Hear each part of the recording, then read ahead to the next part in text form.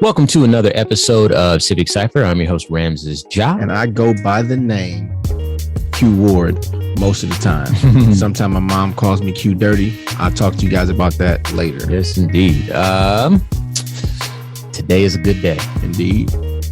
Today is a good day because we have made it through another year. Amen. And, you know, there's a couple of times every year where we try to focus on good things. You know, admittedly, the show is very heavy. There's a lot of content that we have to work through.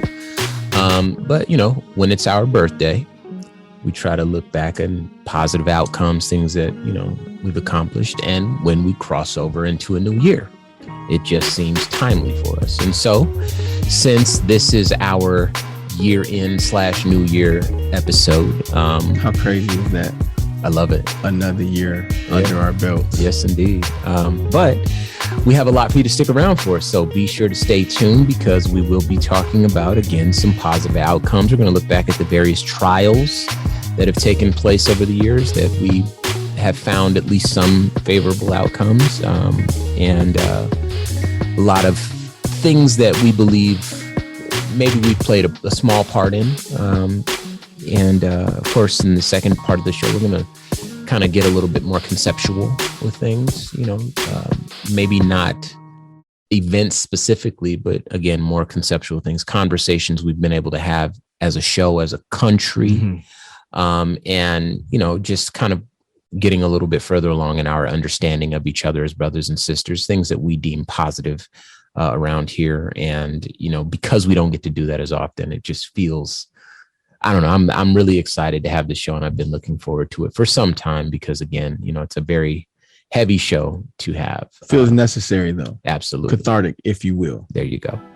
But first things first. Talk to me. Like we always do at this time. Like we always do at this time. How about some Ebony Excellence for you? I need it. Okay, so let me make sure I get this right. This comes from NBC News. Chidiebere Ibe, I hope I'm saying that right. He's a 25-year-old Nigerian medical student who will soon enter the Kiev Medical University in Ukraine next month. He describes himself as a self-taught medical illustrator. He said that he spent at least a year learning to draw anatomy, focusing on black skin every step of the way. Quote, "I wasn't expecting to go viral," Ibe, an aspiring pediatric neurosurgeon, said of an image that went viral in an interview. Quote, "I was just sticking up for what I believe in, advocating for equality and health through medical illustrations. I made a deliberate action to constantly advocate that there be inclusion of Black people in medical literature."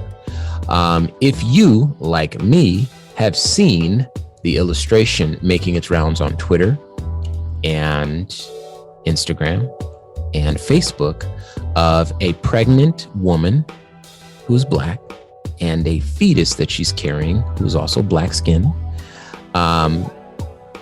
then you are familiar with his work. Have we reposted that? That is on our Instagram. So you can check out Civic Cipher at Civic Cipher on Instagram and see the image in question. But we wanted to shout him out because we do believe that is an example of Ebony Excellence, of course, working for inclusion. You know, those medical journals where the skin tone is always pink and, you know, it doesn't really represent human beings, right? Because beings, peach-fleshed humans. Yeah, that's one type of person, but the original human beings obviously were brown-skinned folks. And so he's doing his best to make that space a little bit more equitable and fair. And so once again, shout out to Chidiebere Ibe, the Nigerian medical student. Now, on to some outcomes that we believe to be positive this year. First things first, trials. Talk to me. Okay, so do I need to pause? Because, you know, we talk about trials. I end up sad, want to cry, mad, want to fight. It's a trigger response. Yeah, man. It's like, but no, you know, there's, we'll call it 3 out of 4. You know, obviously there's the Rittenhouse trial that we really felt didn't really reflect the spirit of brotherhood and this, you know what I mean? It just felt like it felt like an injustice to Black folks. And how he's been handled in the aftermath just pours salt in that wound. Absolutely. But it's not about him today. Talk to me. It's about some of the things that we can look back on and say, maybe that is progress. So most recently, Kim Potter, that admittedly, we've talked about it on the show. That is a very, very, very unfortunate thing. I wouldn't say that we or anybody is happy that Kim Potter is going to prison for shooting Daunte Wright when she expected to grab her taser. But I do believe that the people who would say that they're happy with the outcome would more directly associate their happy feelings with there being consequences where usually there are none. And if anybody has listened to our show, Ramses specifically showed a lot of grace to Officer, is it Potter? I believe it's Potter, yeah. Right. A lot of grace, and even giving her that she made a mistake. Yeah. I was not as graceful, I'll admit that. And I don't, not because I don't think people are capable of mistakes or old mistakes. It's just with 26 years on the job and being the person responsible for training the other officers, I'm sorry, you're not allowed to make that mistake. Not you. Well, and to echo what Ramses just said, I think because it hasn't been celebratory. I haven't seen anybody high-fiving about the result of that trial. That's what I mean. It's more like finally some accountability. Not finally she's going to jail, her specifically. That it's more like, okay, there's some consequence for what she did. Sure. Not may she rot in hell, excuse my language, but yeah, you killed someone. There should be some consequence to that. You made a really great point, I believe, when we did that episode where you said, if I get in my car and I drive and I cause an accident, even if it was an accident, there are consequences for that, right? Yes. But if you're a police officer, typically you get to hide behind qualified immunity or the blue wall of silence or any number of things that police have kind of insulated themselves from consequences, right? And yes, absolutely. I haven't said it on the show and I'll say it again. I do believe that what she did was a mistake and my heart is broken for her. My heart is also broken for the mother of Daunte Wright, and his child has to grow up without a father, and on and on and on. It's just a heartbreaking scenario all the way around. But I do recognize that in my estimation, this woman made a mistake. And the another positive outcome for me is I believe that it helps me with the argument that more training doesn't work. Better trained officers doesn't work, which is something that a lot of folks have been saying. Now we have a real world example because not only was she trained, she was the trainer. She's the trainer, right? Yes. And then what's the first thing she does? Make a mistake, right? So let's really rethink this so that mistakes don't happen, not try to put a Band-Aid on it or say, well, we need better trained officers as though that's going to fix it. And specifically the type of mistake that kills someone. Yeah. And I think that's what Ramses really is calling for. We shouldn't have these officers in a position where their mistake means you're gone forever. Yes. And they have to bury you in the ground and remember you. That just feels very unfair, right? But again, consequences there. Obviously, the Derek Chauvin verdict for the man who knelt on the neck of George Floyd that set off all the protests in 2020, him being sentenced. I believe it was like 22 and a half years sentence or something like that. And then there was a guilty plea for the civil case as well. So that's another trial where we really didn't expect those outcomes. Yeah, and we openly expected the opposite. Right. We kind of got conditioned to think that way, though. Right. And to know that I don't want to say justice was served because it's not up to me to decide what justice looks like, but accountability was considered, enacted. Those things felt like, okay, that is fair, that because otherwise, if you don't even hold the officer accountable, it feels very unfair. And allow me to remind you, this show has done a lot of growing in the past year, and we've only been around for a year and 4 months, and being on in 25 cities now around the country that's like unprecedented growth for anything that I've ever seen, right? But I will say this, in addition to the support that this program specifically has received in this type of programming, to know that folks are looking at the phrase Black Lives Matter. Now there's some people that will never see it any different from an attack on who they are, because they need it to be that, because everything is an attack on who they are. But there are people who have opened up to the idea that Black Lives Matter is not necessarily about quote unquote black on black crime, because that's a convenient excuse for, the right or the uneducated to throw in the face of Black Lives Matter. Black Lives Matter was born out of a lack of consequences when a non-black person of authority, typically a police officer, takes the life of a black person needlessly, and there are no consequences. Black Lives Matter was literally born out of that. It was born off of a string of police shootings, culminating in George Zimmerman taking the life of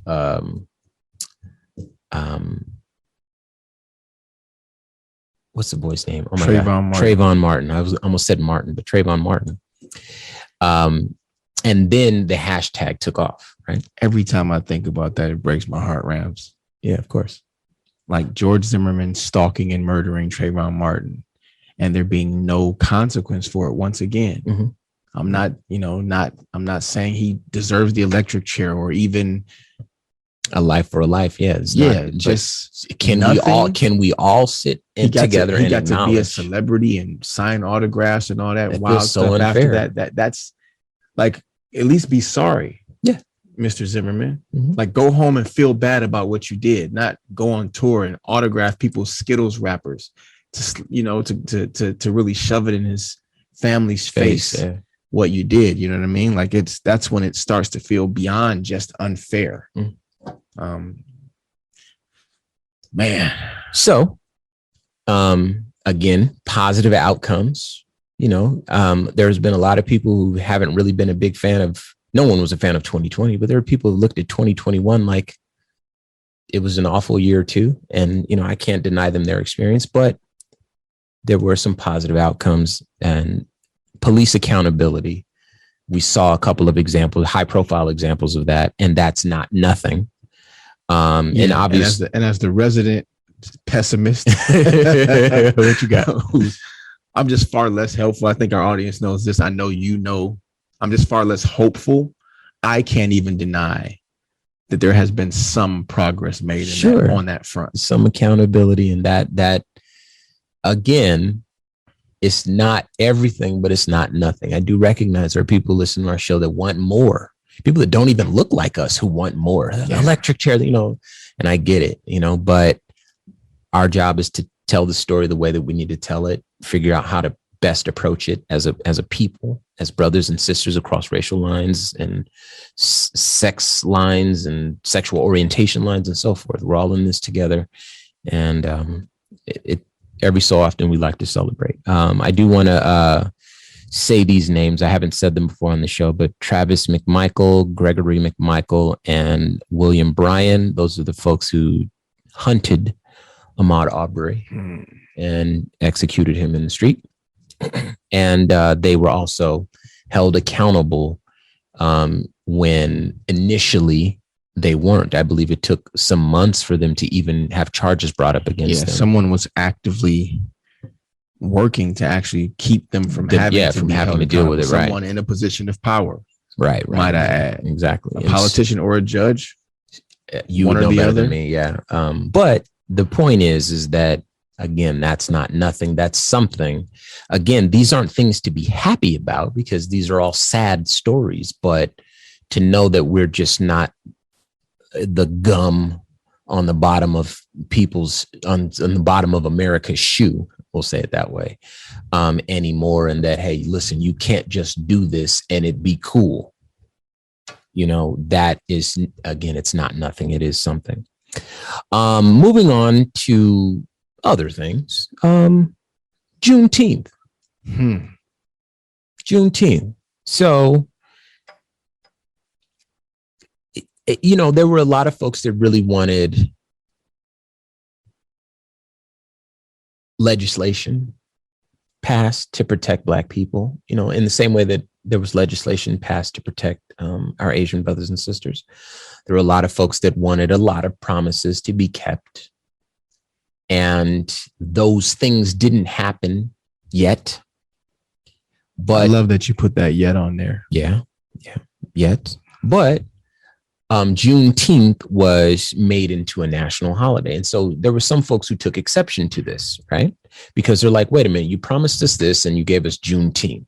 What we need is police reform. We need our ideas to be heard. We need some tangible help. Right. And you gave us Juneteenth. But I'm here to say Juneteenth is not nothing. Right? So my note here says that it was recognized as a federal holiday as of June 17th, 2021. Right? So that's this year, or 2021 at least. And a little bit of history, it originated in Galveston, Texas, and has been celebrated annually on June 19th in various parts of the United States since 1865.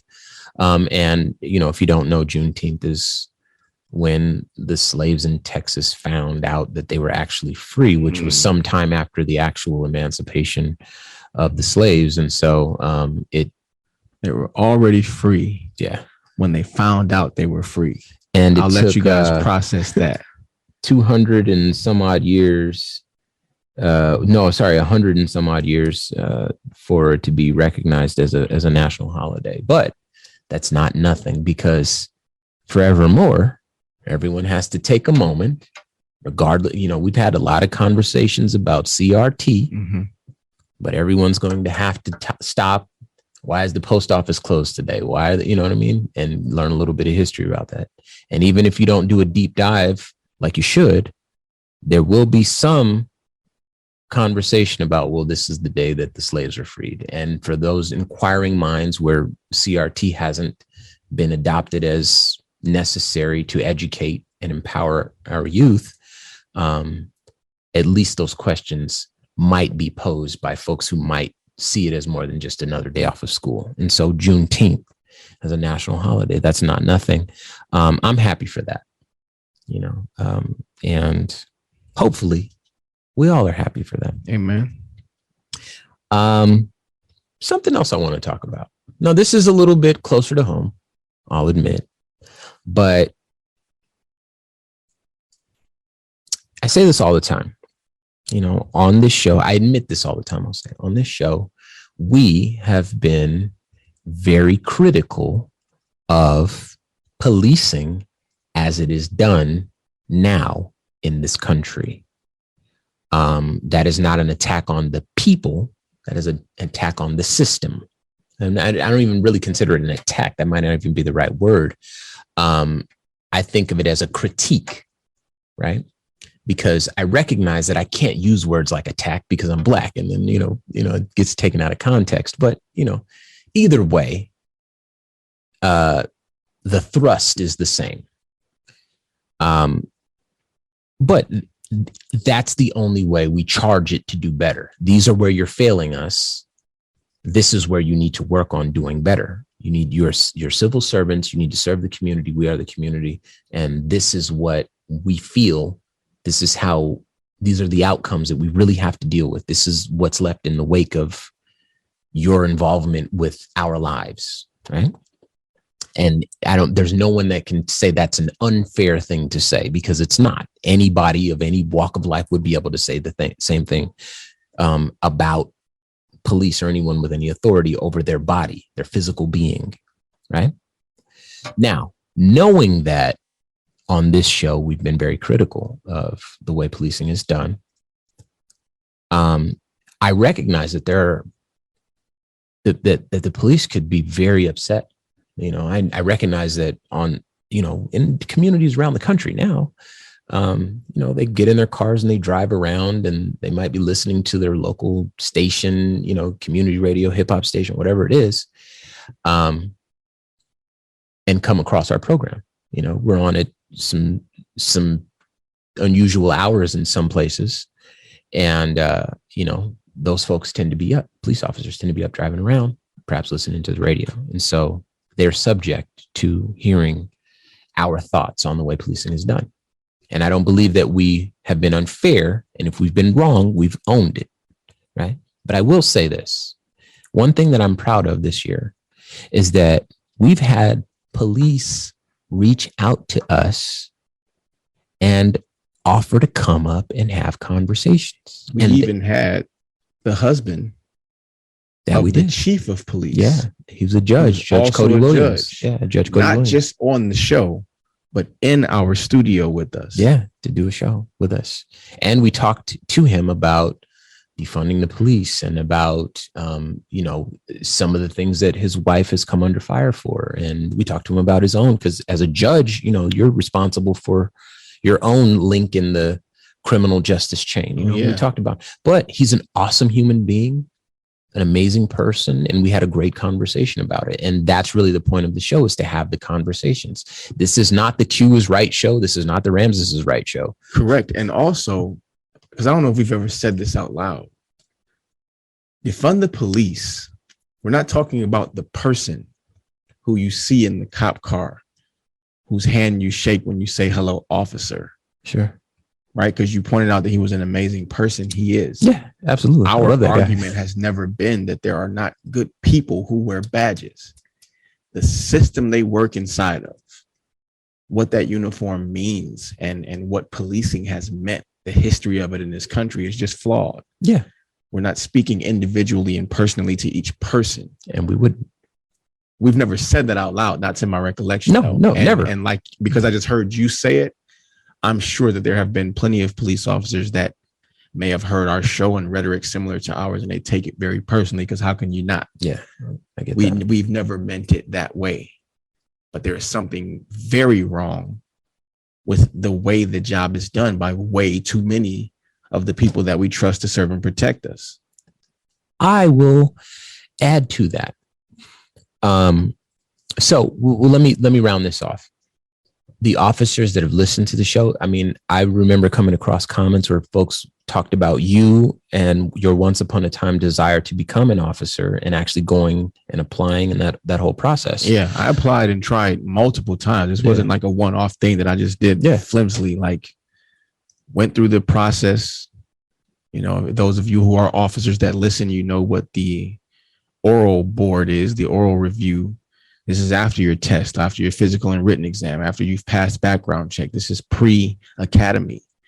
And I wasn't able to pass the oral board because, from what I experienced, it is not a flimsy hiring process, right? There are just people who somehow slip through the cracks, or maybe have some relationships and don't really carry out that duty the way that I think it should be. But that was something I really, really wanted to do once upon a time. Sure. And for those officers that have reached out, they've been very fair, and they've offered to come up and say that. And for those listening, that is a necessary conversation. I know a lot of people aren't going to rock with me on that one, but at some point in the future, I very much want to have those conversations and have some guest folks contribute as more Black lives are executed in the streets. Maybe these officers can help us shed some light on it. So, that, I believe, is a positive thing that we've experienced in 2021. And while we're on the subject, the thing that I did want to mention is there was a story, and I'm bringing this back, those officers in Ohio, they were running into that gang fight, that gang shootout. And they were very heroic. They were very brave. And what do we call them? We called them brave, and we called them heroes. Credit where it's due, right? And so they ran into a situation where the easiest thing ever would have been to pull out their gun and start shooting. Yeah, they ran into it, and they tried to save people. Right. Crossfire, and their objective was clearly to save, not end lives. That was very special. We owed it to them to point that out. Absolutely, and we're not patting ourselves on the back, but we're just grateful that we haven't alienated our brothers and sisters who happen to be a part of that institution and haven't found their way to what we believe would be more fair practices just yet. But we're working on it. Stick around your radios. We're coming back with more Civic Cipher right after this.